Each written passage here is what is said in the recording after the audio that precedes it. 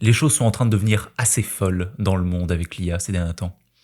Et avec son avancée significative dans énormément d'industries, la création de contenu sur YouTube ne déroge absolument pas à la règle.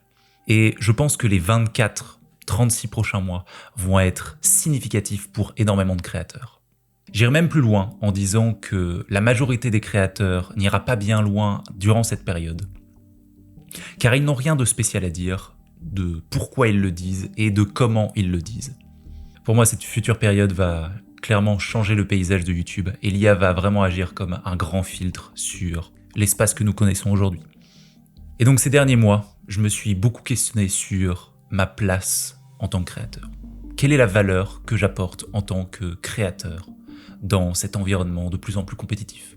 Avec l'IA qui produit plus rapidement et qui ne cesse de progresser, je me demande comment est-ce que je peux rester compétitif dans cet environnement-là. Et d'une certaine manière, j'ai peur de perdre ma pertinence en tant que créateur solo. Et donc dans cette vidéo, j'aimerais vous proposer mes pistes de réflexion suite à ce questionnement sur comment nous pouvons devenir irremplaçables, comment nous pouvons trouver notre valeur unique en tant que créateur, et finalement comment nous pouvons nous démarquer dans cet espace. Donc sans plus attendre, on est parti.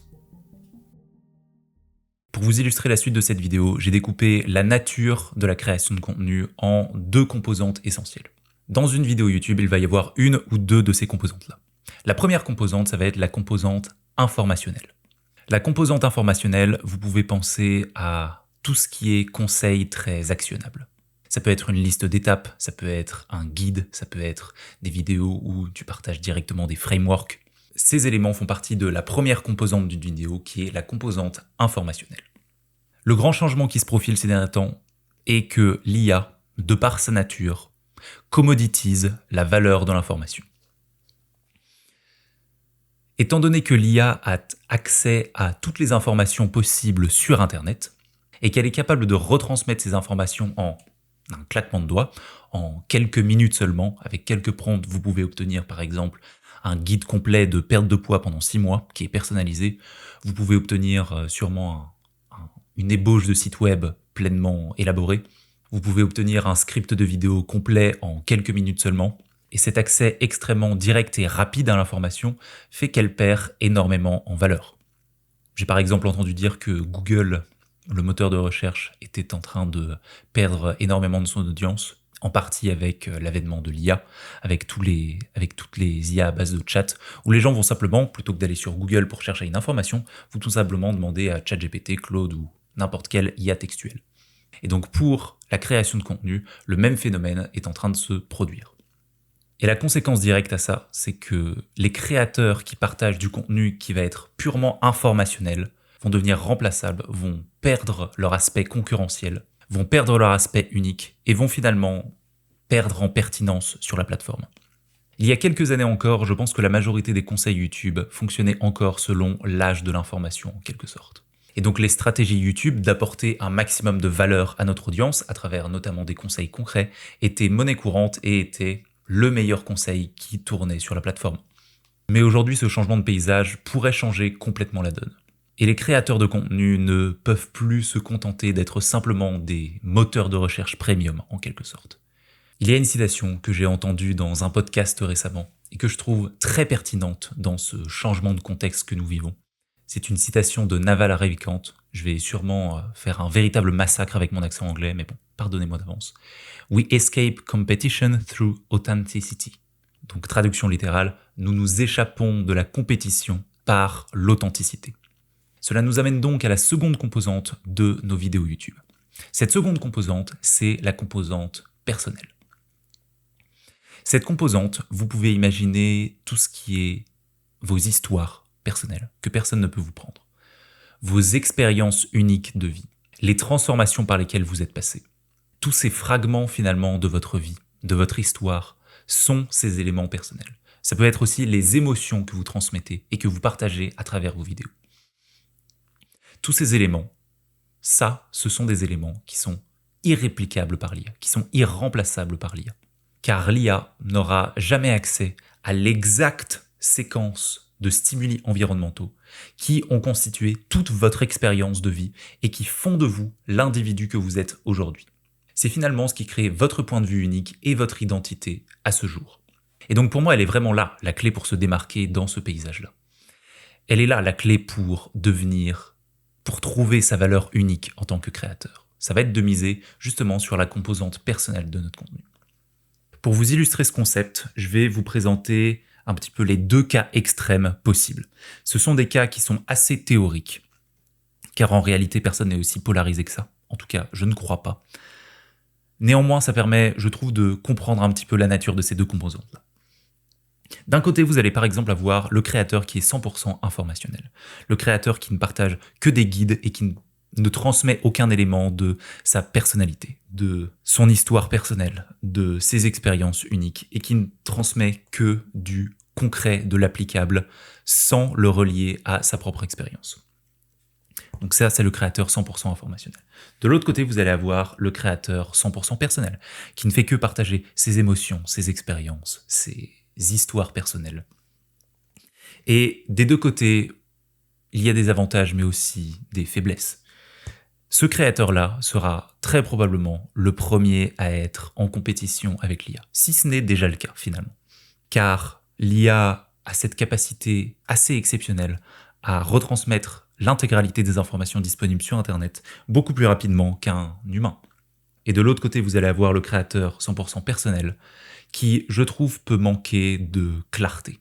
Et si des histoires personnelles, si les émotions uniques partagées à travers une vidéo sont des choses qui sont très immersives et qui apportent une véritable valeur unique, je trouve qu'elles peuvent manquer de clarté. Et donc l'idée, ça va être justement de miser, de trouver son propre équilibre en tant que créateur.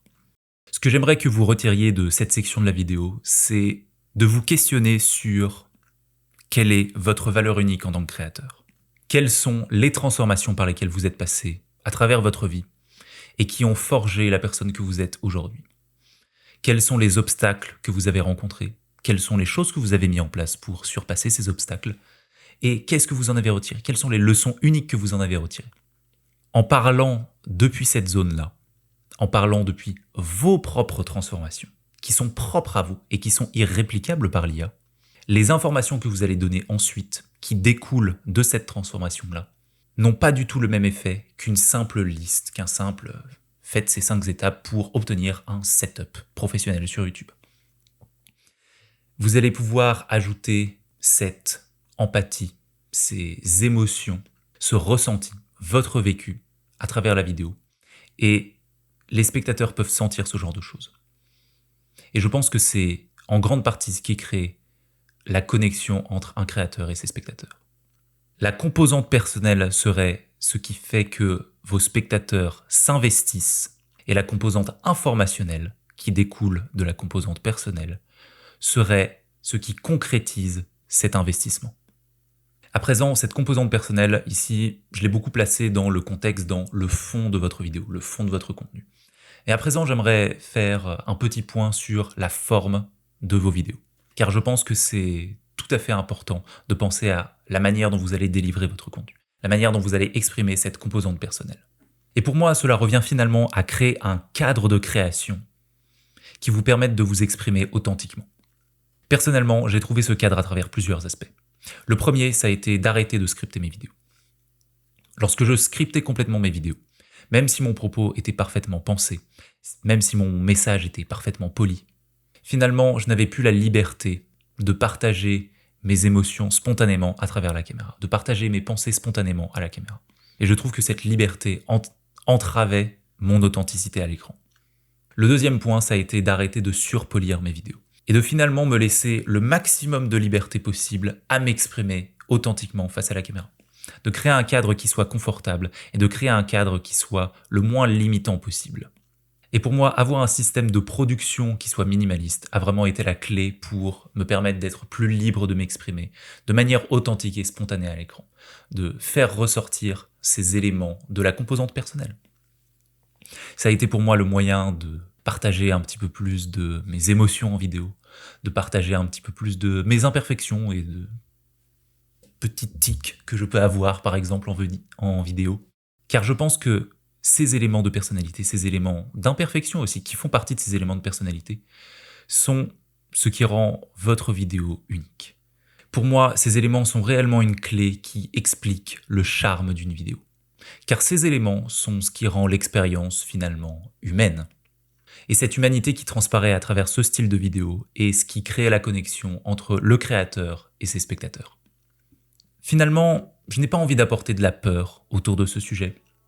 Comme quoi l'IA avance vite, que nous allons perdre notre pertinence en tant que créateur et que la création de contenu sur YouTube n'est plus aussi accessible qu'avant. Bien au contraire, je trouve que c'est l'opportunité de remettre l'humain au centre de la création de contenu sur YouTube.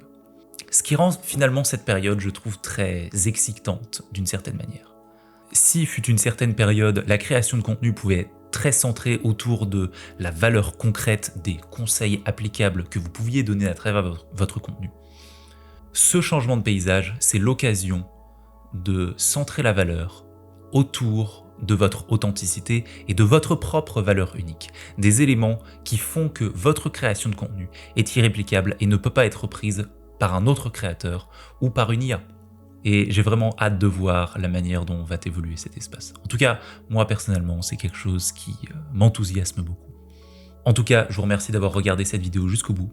Et puis je vous dis à la prochaine. Allez, ciao!